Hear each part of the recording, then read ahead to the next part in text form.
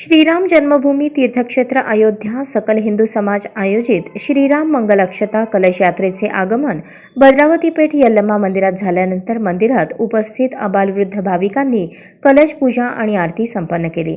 त्यानंतर सुवासिनी महिलांनी मंगल कलश डोक्यावर घेऊन जय श्रीराम प्रभू श्री सियावर रामचंद्र की जय अशा जयघोषात कलश पालखी मिरवणूक काढण्यात आली।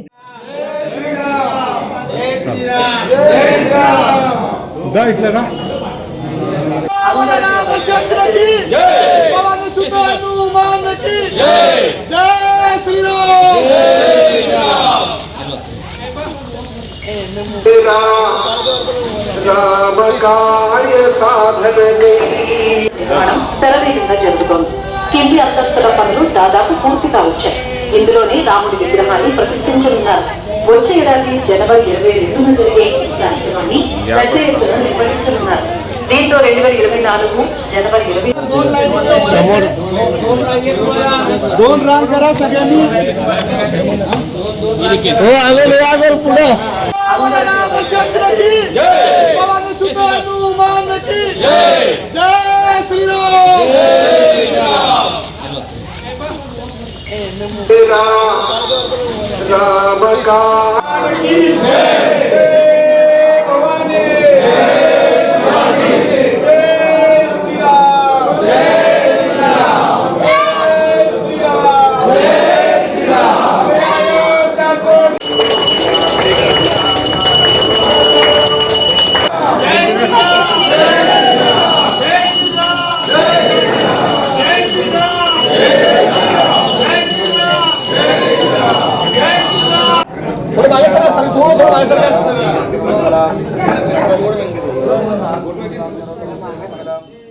मंदिरातून निघालेली मिरवणूक श्री दत्त मंदिर, जोड बसवण्णा चौक, हनुमान मंदिर, श्रीराम मंदिर, नागनाथ मठ, बालाजी मंदिर, कुचन नगर, त्रिशक्ती नवरात्र मंडळ कुचन नगर, विठ्ठल मंदिर, हनुमान मंदिर, शाकंभरी देवी नवरात्र मंडळ, दाजी गणपती मार्गे पुन्हा यल्लमा मंदिर येथे दिवसभर दर्शनासाठी ठेवण्यात येणार आहे। सर्व रामभक्तांनी सदर श्रीराम अक्षता कलश यात्रेत सहभागी व्हावे आणि रामभक्तांनी सदरच्या मंगल अक्षता कलशाचे दर्शन घ्यावे असे आवाहन अमर श्रीकोंडा यांनी केले आहे।